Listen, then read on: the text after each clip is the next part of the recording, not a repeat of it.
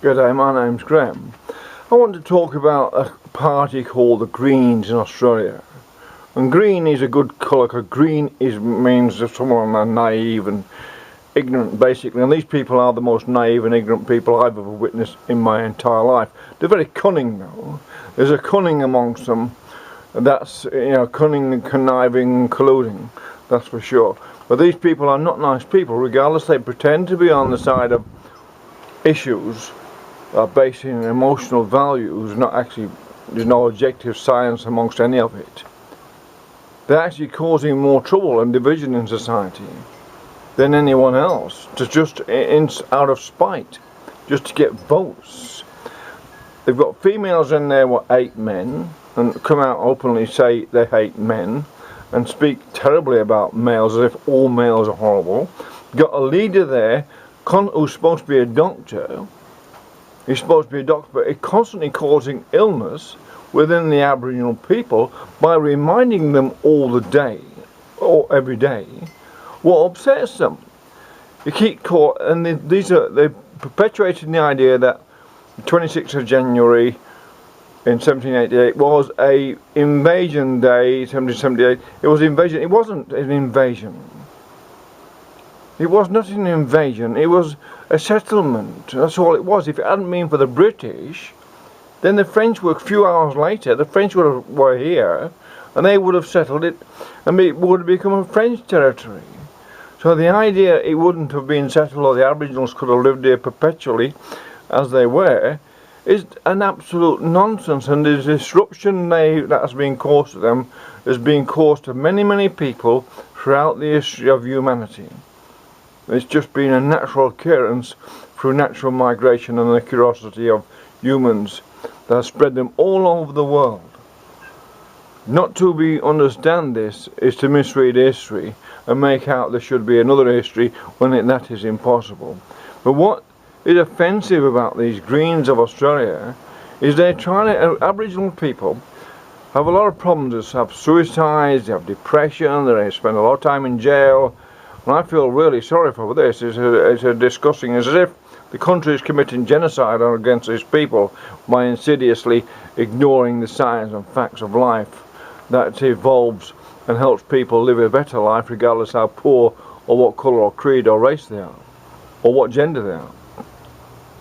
And instead of saying to the Aboriginals, instead of the Greens saying to the Aboriginals, look, if you behave yourself in your village and you clean up, you find a little bit to occupy yourself every day and whatever, and the men do not beat up the women and treat their women and children a little bit better and act in a more civilised and moral principled way, then there is no difference between the poorest Aboriginal and the richest white man in this country. In fact, the richest white men in this country may have no moral principles whatsoever, as we've seen with certain prime ministers recently.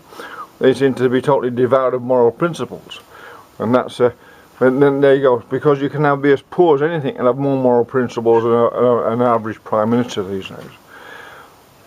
So the idea that Aboriginals have to close a gap then tells them there's a gap between them and the rest of the people. So that's a political jargon, a political spin that creates them. In other words, the white people is creating a racial gap between them and the Aboriginals by saying there's a gap to cross. There's a gap to close. What gap? What is a gap to close? There is no gap. It's made there for political reasons, because the ALP, Liberals and the Greens have just used the Aboriginals like they do anything else as a political football or political tool to promote the idea that they care about something, when in fact these people are basically soulless. It's all the materialism and all into the body and not much into the soul and spirit of this country that these people exist for. They don't give a damn about Australia, and they have not done anything for this country for so long now, it's not funny. And they haven't done anything for the Aboriginals other than create ad hoc policies that are basically shows the ignorance of the people making these policies up.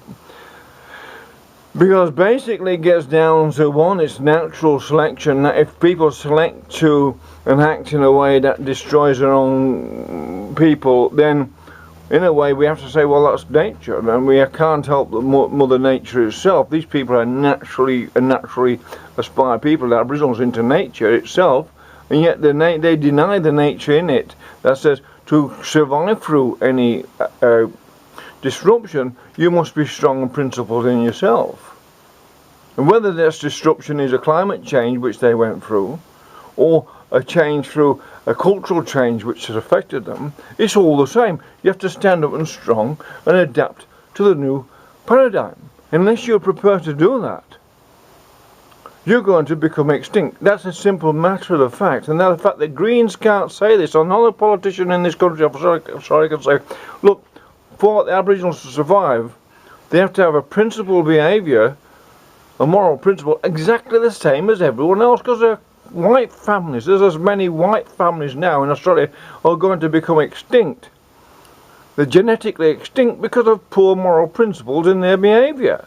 Forgetting the traditions of the family, and that's how that perpetuates a cultural tradition, is what's destroying the West as it is. And it's just, if the Aboriginals want to carry on like Westerners and destroy their own family and traditions, that is their choice. You can't stop you can't tell individuals how to be. They have to make the choice themselves how they behave in each day. You can't force people, and that's what these Liberals want. They want to force Aboriginals to be this, or force them to be that. Well, the Liberals themselves have got no discipline whatsoever. We can't force them not to act in anything way what's intelligent towards the country. All they're into is making money out of selling as much of it off as they can. As far as the Labour Party is concerned, I cannot tell what they stand for, apart from making more and more debt to the country, same as the Greens. They're all in this together to perpetuate massive amount of debt to Australia. The Greens, the LP and the Liberals, make no doubt about it. They don't give a damn about the Aboriginals or anything else, or climate change or anything else. It's only there to make money out of it. That's all they're there for. To make money out of votes and take advantage of people's gullibility.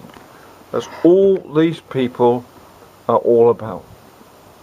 They don't give a damn about this. They're basically soulless corporate politicians working for financiers who are accumulating all this debt for.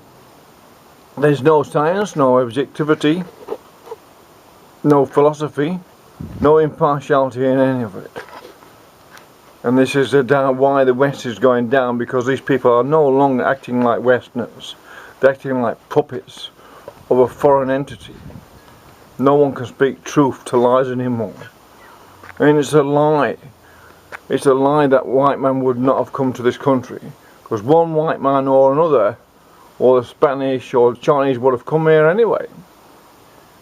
That was an inevitability. That the Aboriginals can't accept that.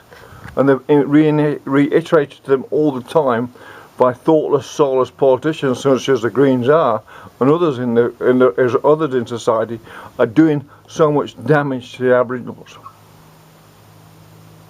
by reiterating what hurts them. It's like being reminded that your mother or your family all died in a car crash every day of your life, if it happened.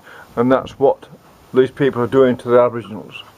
They're the car crash of white people coming in and being reminded all the time.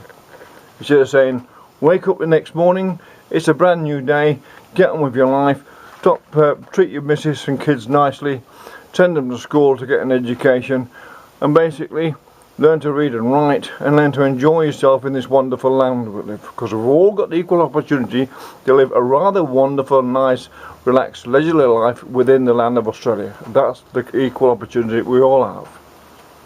Everyone enjoys the beer and the sunshine and the flies. Bye.